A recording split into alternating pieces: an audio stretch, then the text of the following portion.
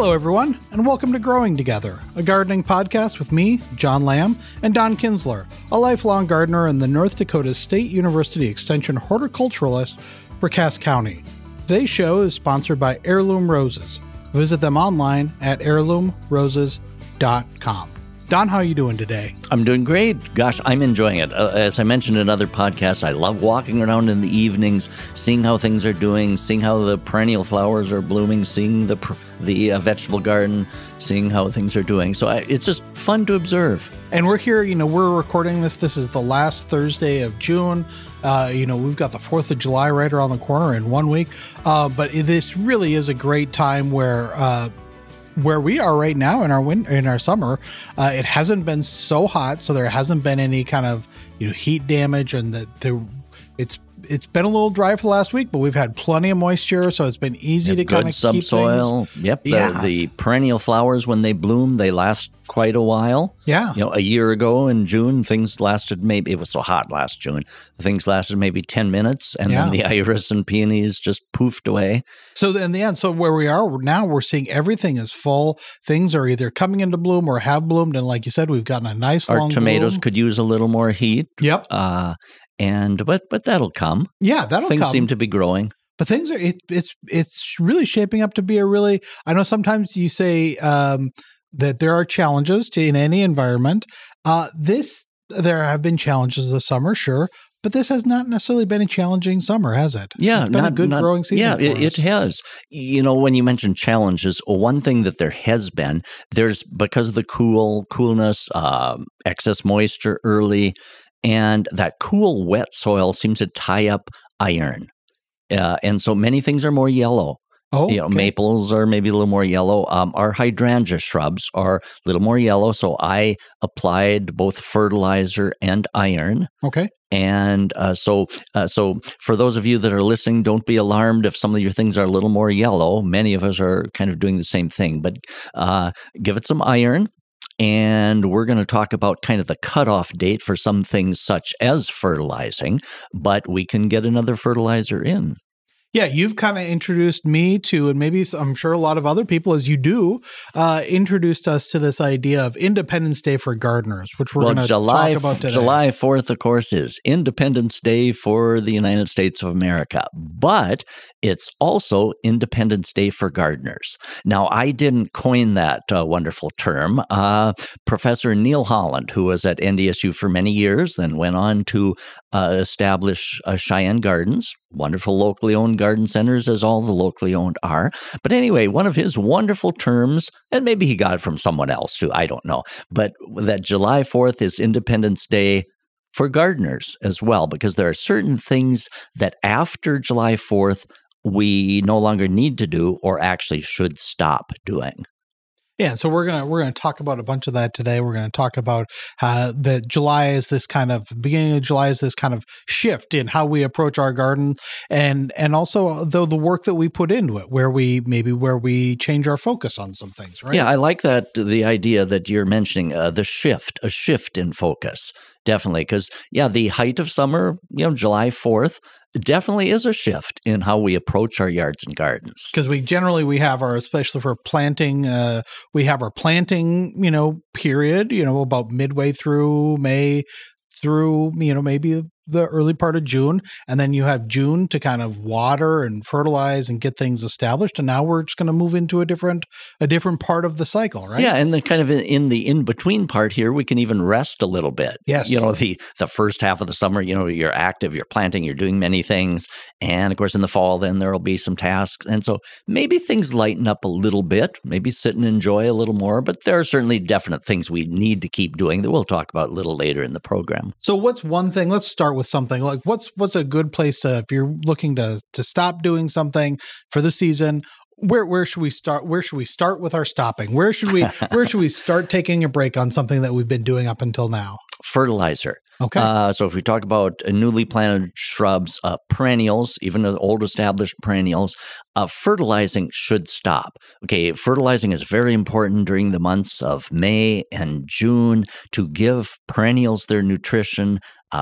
Shrubs, flowering shrubs, roses, very important. And the nutrition that we give them in May, the fertilizer in May and June, not only helps for this season's blossom to encourage more and nice vigorous growth, but also it helps build the energy so next year's blossoms are going to be better.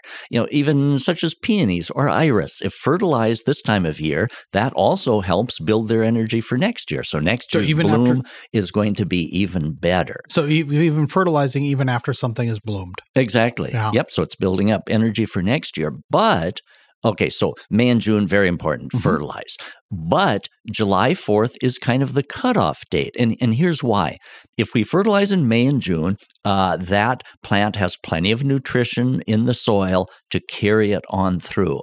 If on shrubs and perennials, if we continued fertilizing all summer, it tends to stimulate lush new growth that won't have time to harden off. That's a wonderful garden term, harden off. That means that things toughen in and get ready for winter. So if things kept growing too lush, talking perennials, if things continued to grow too lush into the fall, they might not toughen in enough, and there'd be more chance of winter die out and winter die back. And so that's why July 4th is the point at which we no longer need to start to keep fertilizing things like our perennials and roses also. What other things should we be stopping doing now too? Pruning. Yep. A little bit of light trimming is still okay, but pruning is mostly reserved for April, May, and June. Pruning, trimming. Are we talking about pruning and trimming on perennials or on trees and shrubs? Yeah, trees and shrubs. Okay. Yep. Trees and shrubs especially. And now here's why. If a person continued pruning shrubs and trees the last half of summer, that pruning usually stimulates some new growth. Like if you do a little trimming on a shrub, pretty soon you see a spurt of new growth on those tips. And because that's kind of what pruning does, it makes things bushier. And well, anyway, if pruning is done the last half of summer, from July 4th on, it will stimulate that new growth that doesn't, again, have time to harden off or toughen in. And so late summer pruning tends to create material that's going to freeze back over wintertime.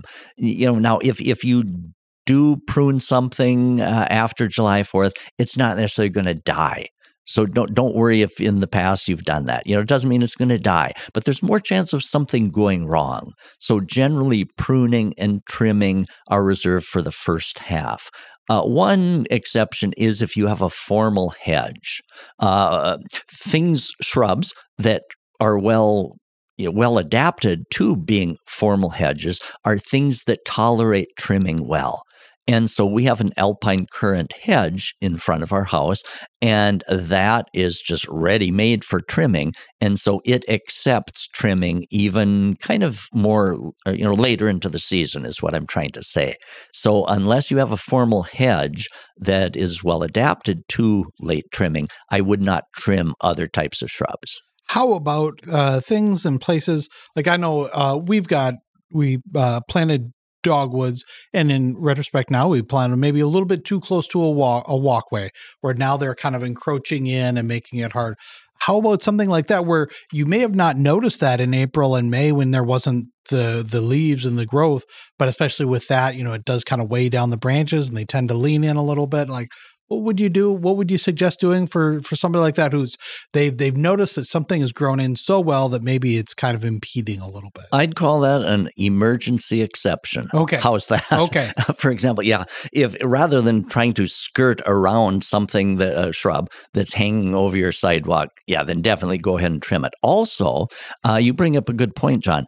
What if two shrubs were made, or two items, maybe a shrub and a perennial next to it? What if they were planted a little too close and that dogwood is now hanging over and outcompeting the perennial? Well, I'd go ahead and trim the dogwood back so that my perennial next to it gets enough light, and then maybe move that perennial at the appropriate time. So yeah, let's carve out an emergency exception. How will that be? Because like I say, if things are done when you don't quite recommend them, it's not like it's going to die. But as widespread recommendations, we should follow these things. But yeah, let's carve out emergency exceptions. How's that? That sounds good. Okay, and let's take a quick little break. When we come back, we're going to talk more about Independence Day for gardeners, the things that we can quit doing, and then the things that we should start doing.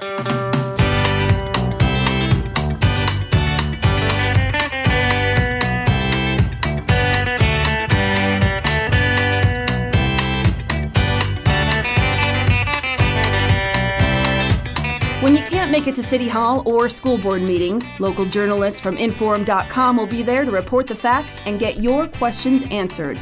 Local news works for you. Stay up to date at Inforum.com. Okay, we're back and we're talking about the idea of Independence Day for gardeners, the things that we can stop doing now in our gardens, and then the things that we should start doing.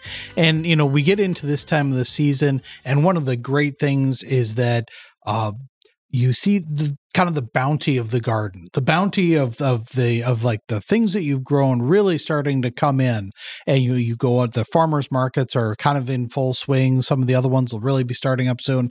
You're making me hungry for fresh vegetables. I know, and it's so great. I mean, we were just talking about tomatoes earlier. Right. The tomatoes need a little bit more heat, but they're coming in. Things will be well. But now is the time maybe to stop harvesting some things, right? It is. Yep. So Independence Day for gardeners, two things we should stop harvesting. And they're probably the two favorite perennial vegetable type things. One is asparagus and one is rhubarb.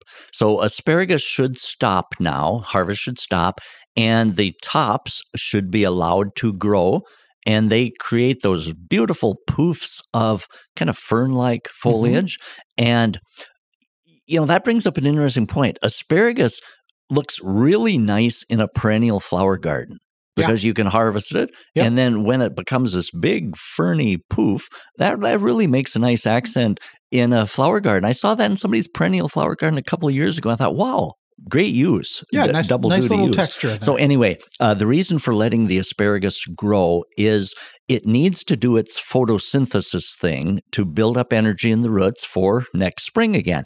And if we kept cutting off the spears of asparagus, it couldn't do leaves and photosynthesis. And if you did that long enough, it could really die out. So that's the reason that in midsummer you stop harvesting and let it do its photosynthesis thing.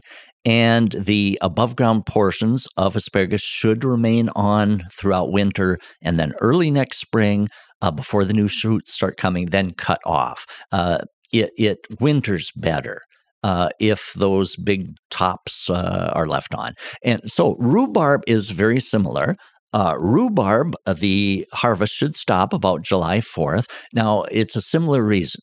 Okay, rhubarb is very good to us. It lets us pull off all its stalks and leaves and make pies and jellies and good things. But we're removing its photosynthetic organisms, leaves, stems. Okay, so July 4th, we repay rhubarb for its generosity to us. Okay. The last half of summer, we let it grow. A person lets it grow, lets the leaves form, do its photosynthesis thing so it can recharge itself, build up energy, and then it'll be that much better next year. If you continued to harvest, pluck off all its leaves and stems, it could become less vigorous in the future.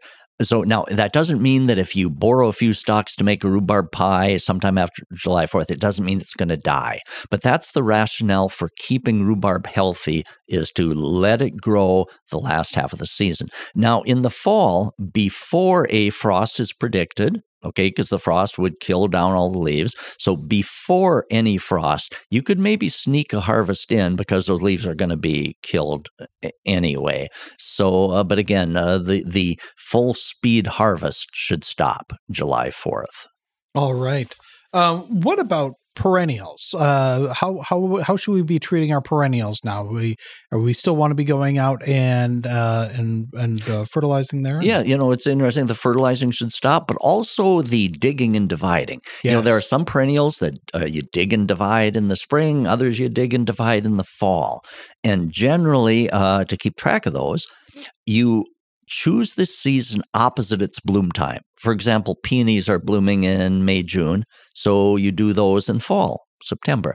If it's a late summer blooming perennial like hosta, when they do send up their flower stalks, that's always the last half of summer. So you do those in the spring. The idea being that a perennial is always at its most sensitive when it's in bloom. So that's not the time to be digging and dividing. Okay, but in the middle of summer, when we usually start getting heat, that's the time to avoid either of those. The spring divided types, the fall divided types, there are few, if any, that we should be doing in the middle of summer. So we take a break from digging and dividing perennials. Daylilies are so forgiving of anything. You could probably dig and divide a daylily even in the heat of summer, and it would probably be okay. So, but generally in the heat that we're probably sure to get some point in July here, that's probably the toughest time. The least successful time to be digging and dividing perennials. What about our lawns? Let's talk about the things that we tend to think of the most when we think of summer and we think of getting out in the yard. We've got all this energy, dedicated. We've done shows talking about lawn care. How does Independence Day, how does July, how does that play into our lawn care? It's fascinating to watch lawns. Okay, in springtime, they come full force. They're green. The temperatures are cool. Moisture is usually good. So in the springtime, boy, they're nice and green and lush. It's fun to mow. And then in the fall of the year also, September, when we get our fall rains, cooler fall temperatures, our lawns sometimes look nicer in September than they do all year too. So you have the cool temperatures in the spring, lawns love it. Cool temperatures in the fall, lawns love it. They don't like the heat of the summer so well. And now the last 3 years in the heat of the summer, midsummer, our lawns were crunchy. Yeah. Our own lawn, because we don't have a sprinkler system. And so lawns tend to, when it becomes hot and dry, they slow down. And even if you have a sprinkler system, you can keep the moisture up, but you can't do much about the heat. In these last 3 summers, we had hot summers. And so even watered lawns tended to be not quite as nice. So getting to the fertilizer point, when lawns aren't actively growing, when they've slowed down, such as midsummer, they don't need that extra nutrition. So unless your lawn is really well watered and growing lush, you should skip the midsummer fertilizing. So we fertilize lawns in the spring, around Memorial Day, and then resume fertilizing around Labor Day. So it's easy to remember on lawn fertilizing, the 2 key times, Memorial Day and Labor Day. So they're holiday type fertilizings. And you can usually skip the midsummer. It can actually be dangerous if you fertilize a lawn in midsummer when it's hot and dry. Yeah, what about like this summer where it's been, compared to like we were talking about last summer, this summer's been relatively cool. Here we are, we've had a couple of days that have been we're in a stretch now where a lot of the days are in the 70s and low 80s. We've had a decent amount of rain and more in the forecast. Could you sneak in another fertilizing now? Good point, John. Our lawns are still growing actively. And so looking at kind of at the end of June, we haven't quite hit July 4th yet.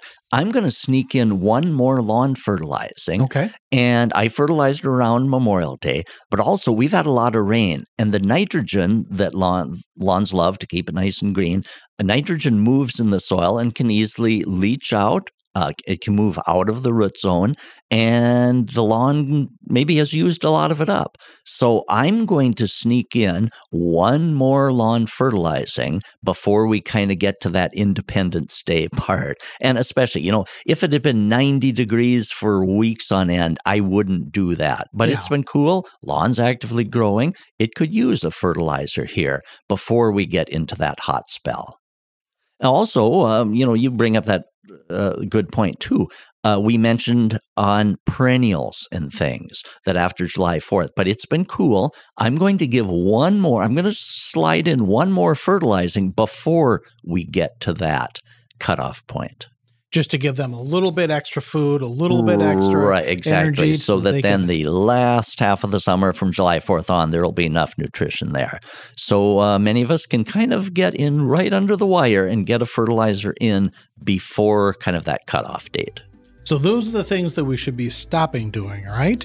Exactly. So let's take a break, and when we come back, let's talk about what we're going to shift into doing. Things that we could, some garden tasks we could start doing a little bit more and some different things. And there's even some things that can take a little bit of fertilizer.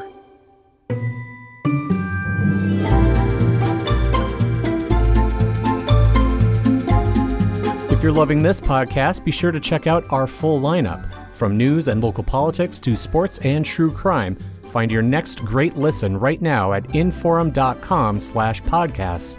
That's inforum.com/podcasts. All right, we're back. We're talking Independence Day for gardeners. We talked about the first half of the show. We talked about the things that we can quit doing now, the things that we can stop to make sure that our gardens are in good shape and going forward are healthy. But there's still some things that we can do, and one of those things is there are some things that we can still fertilize, right? Yes, so some things we need to keep doing, and one of those is fertilizing annual flowers. Now, we mentioned not fertilizing perennial things, shrubs, perennial flowers, but annual flowers are going to be dead. Gosh, that sounds awfully down. Right. But annual flowers are going to only... they are annuals. Yeah, they're going to... They have a period. They have a Yeah, they're going to reward us only for this growing Yes. season. And because they're heavy feeders, they require lots of good nutrition. So continue fertilizing annual flowers, hanging baskets, annual flower beds, and anything. Keep on with those. And when I say keep on, every week, 7 to 10 days. While we're talking about like the middle of summer, the kind of the hot times of summer, do you want to change your fertilizing periods or times or habits depending on the heat, or is it because you're doing it? And a lot of times we're fertilizing in water soluble, so we're watering the plants at that time, which they need anyway. So, but do we want to be conscious of any changes to fertilizing schedules if it gets really hot? Yeah, your key point is the heat. And I like the water-soluble types. Now, even if you've got potting mix that had slow-release fertilizer, and the bag says if it feeds for 6 months, but you can also supplement. When you read that bag, it says you can supplement with water-soluble type. So yes, you can certainly use the Miracle Grow types on your hanging baskets and pots and planters, but we should not be fertilizing in the heat of the day. So another thing is really interesting. When you read the label on those water-soluble types, it indicates that in addition to applying it to the soil, the root system, that plants absorb the fertilizer through the leaves. It's called foliar feeding, and there's science behind that. That's a legitimate thing, is applying the fertilizer to the leaves, and it will absorb it through the leaves as well as the roots.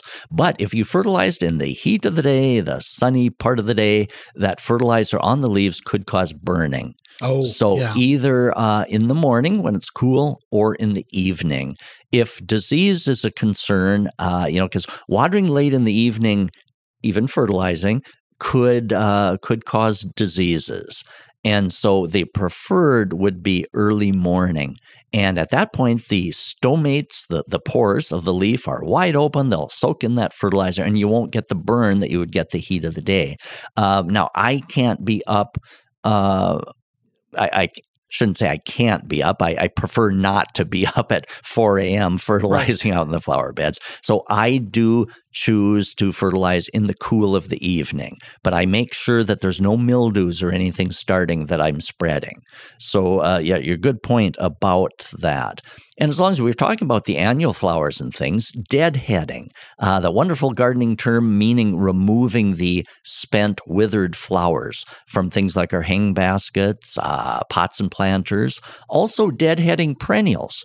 Now that peonies and iris are about done, we should go in and cut those off, deadhead those old spent flowers. before they set a seed head. That seed head uses a lot of energy, and we don't need those seed heads unless you're a plant breeder. And so we shouldn't let those seed heads take away energy. So a dead head, plus it makes them look a lot better. It does clean them up, yeah. Peony looks really nice once you take off those. And so remember to continue on deadheading. Also, we mentioned dividing perennials and things, but potted perennials, we could continue planting those all summer. Okay. We've mentioned the wonderful invention of the plastic nursery pot. It allowed nurseries, garden centers to have material on hand, plantable, all summer long. So it's perfectly fine to continue planting potted perennials, trees and shrubs from the garden center. So carry on with that.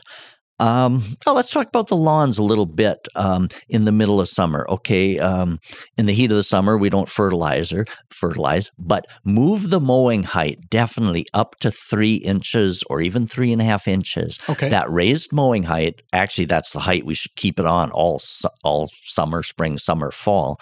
And that 3-inch mowing height, which is a little taller, but it'll still look nice and neat and crisp.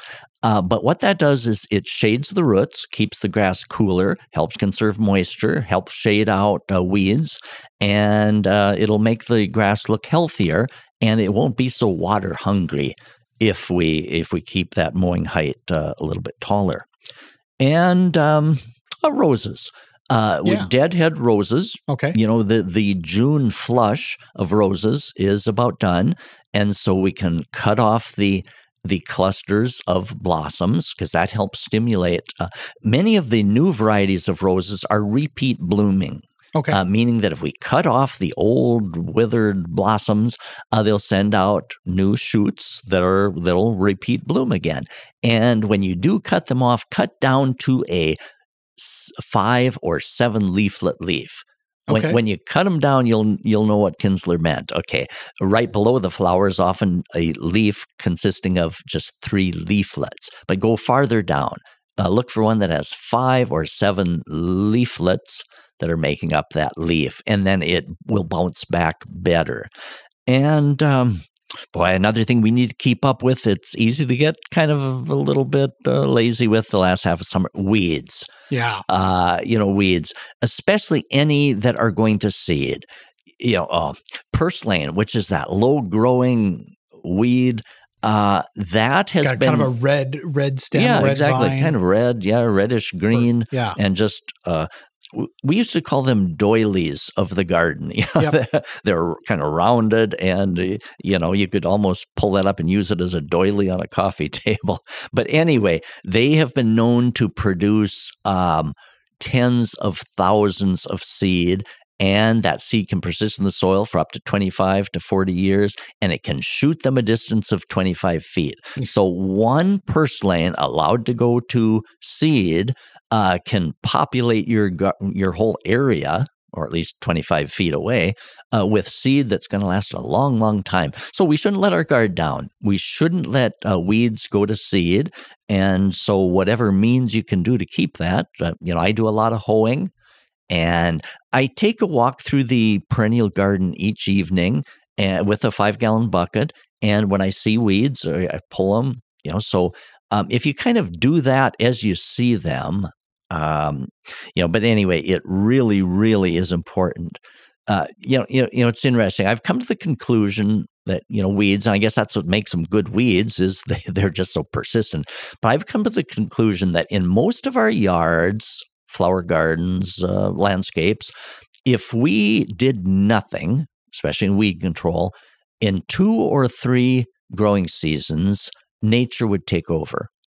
Yeah, the weeds would have their way, and so I don't know that we're ever totally free of that process. We can mulch, that cuts it down. But we just need to be vigilant on that, and it becomes less as time goes on. If you're vigilant, your weed problem will become less. But it's interesting. One escaped weed can set you back for quite some time. It will, yeah. And if there's been times when I admit, like, I've seen a weed and I thought, oh, I'll get to that. Yes. And if you don't get to it, they have a way of thistles, not becoming smaller. Right. As the week goes on, they don't usually become smaller. They don't get easier to pull either. It's interesting. Like in our vegetable garden, if a weed has escaped and it has gone to seed before I caught it, I've noticed the next year I've got a little population of lots of little weeds coming up around, and I remember where I let that weed go. And so it's surprising the amount of weed seed that they produce and that will pop up, because I've just noticed that. I thought, sure enough, all these little weed seeds coming up of that type, that's where I didn't catch that one last year. Speaking of weeding, what should we be using weed killer on things now? Or is July a good time or a bad time to be using weed killer on things? As far as things that are not, when you're not just trying to kill and you're not just trying to kill an area of grass or something like that, but when you want to be kind of specific, do some spot spraying, is it a good time for that or not so much a good time? Weeds become tougher in the heat of summer. They seem to kind of hunker down and just resist things. And so the heat of the summer is the least successful time to apply weed killer to anything. A really good time is to just delay. I mean, don't let it go to seed. But if you've got things like quackgrass, Canada thistle, perennial type weeds, September is a great time, because in September, when temperatures get a little cooler, those perennial type weeds are thinking about storing up energy to come back and haunt us the following year. And so they're carrying things down into the root system. And if we apply herbicides in September, the weeds will carry those herbicides down into the root system along with the other energy they're trying to store up. So sometimes hard to kill weeds, perennial weeds, don't let them go to seed, but in the middle of summer is the least successful time to try to apply an herbicide. All right. Good to know. And that's a good segue to eventually we'll be talking about the things that we should be doing around Labor Day. And so September. Interesting time of year. You said, it's a transition. July 4th, Independence Day for gardeners. It's a transition time, isn't it? It is, but it's a transition time, but it's a transition time really full of a lot of great things to look at, a lot of great things in the garden to take in. And the long days this time of year, things are growing. Just the day length itself just gives plants that extra boost, and you can just almost watch plants grow and change this time of year in the middle of summer with its nice, beautiful long days. It's really fantastic. It is. Well, Don, if people have questions for you about things that they should be doing or should not be doing, or if they just want to talk to you about anything going on in their garden, what's the best way to reach you? We love hearing from listeners. Donald.Kinsler, KINZLER, at ndsu.edu. And thanks to all of you who write in, send photos. It's always great to hear from you. A listener sent a beautiful photo of a Bartzella peony. Are you familiar with the Bartzella? No. They're a hybrid, a beautiful yellow flower on a hybrid peony. So we always love. If you have an issue, email us. If you got something wonderful growing in your garden or yard, let us hear that too. Yeah, share your successes too. Always great to hear. All right. Well, Don, we'll talk to you next week. Yeah, thank you, John. Thanks everyone for listening.